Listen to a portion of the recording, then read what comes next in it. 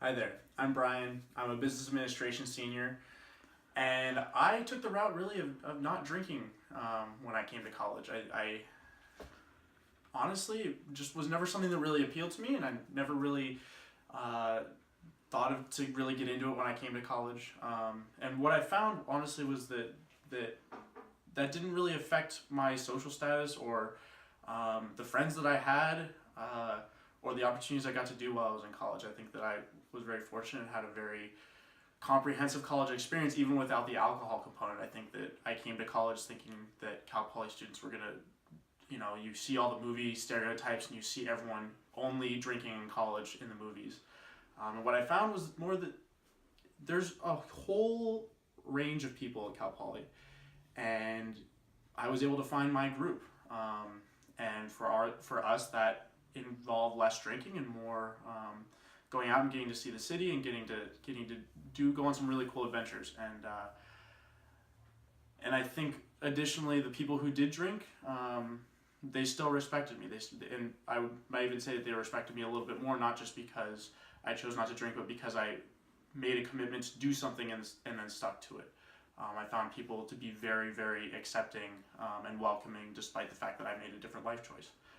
So I would say that if you choose to go to college and you choose not to drink, that is a 100% acceptable choice, and you can still have everything you hoped and dreamed for during your college experience.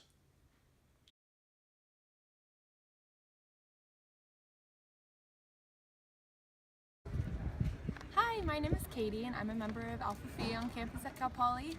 I do see people who choose to drink as a member of Greek Life, but I want you to know that not everybody chooses to drink and you don't have to either.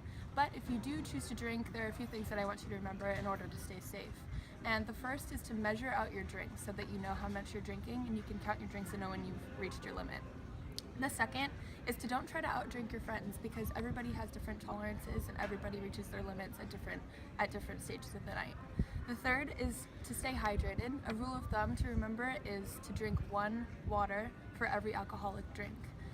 The fourth thing to remember is to designate a sober friend for each time that you go out, just to make sure that everybody is staying safe and that nobody's drinking and driving or behaving recklessly.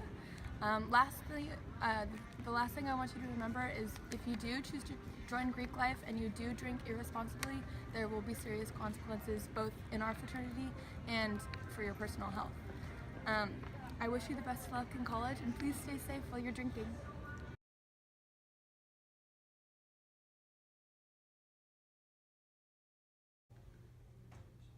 Hi, my name's Christina and I'm a peer health educator on Cal Poly's campus. Something important Katie mentioned in her video is drink sizes of alcohol to stay safe while drinking.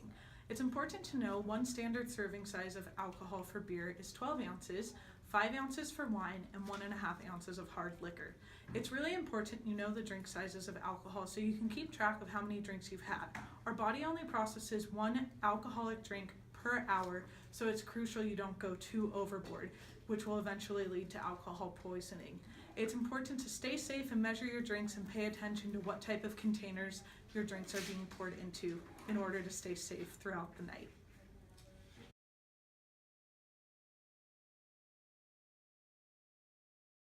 Hi, my name is Ryan. I'm a fourth year psychology major, and throughout my years of college, I've seen alcohol impact people in a number of ways. One of the ways I've seen alcohol impact people is in a very negative fashion of sexual assault. 97,000 students in the U.S. are sexually assaulted each year, and while either they are intoxicated or their partners are intoxicated, alcohol leads to a lot of poor decision making, and there's a lot of different ways we can protect ourselves from it. That comes from either making sure that you made your own drinks or you only drink beer or anything that comes out of a can or a bottle to make sure that nothing is getting put inside of it, and also not accepting drinks from others. Another big way is sticking together, making sure that when you go out, you are being accountable with each other, and having someone sober there to make sure everything's going well.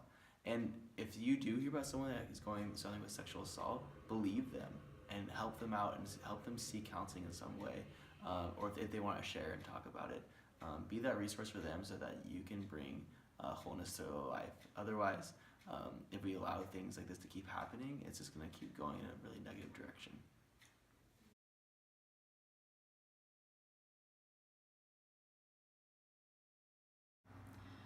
Hi, I'm Kate. I'm a fourth year math major and I'm also a third year community advisor in PCV.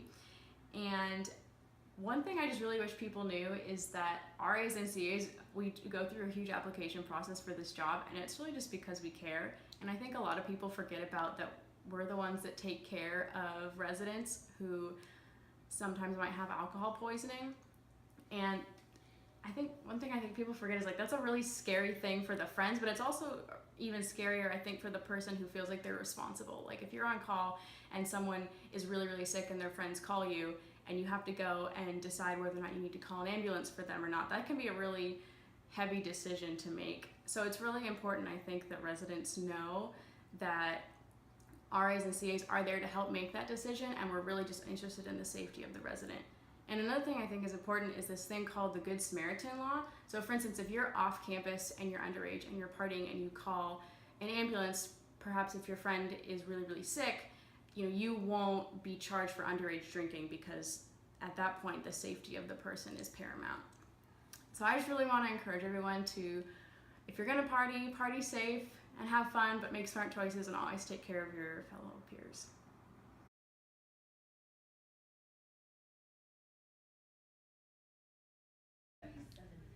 It's really important to stay safe and watch out for your friends while you are taking part in high-risk drinking behaviors.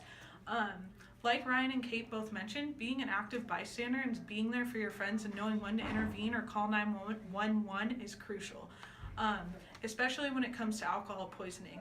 And there's a great abbreviation that can help you remember the signs of alcohol poisoning. It's called MUST HELP.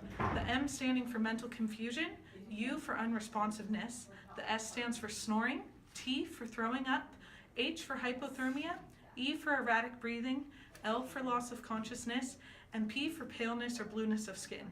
If you see a friend or a peer displaying these signs, that's when you know you need to get help and possibly call 911 or your RA to make sure this person stays alive.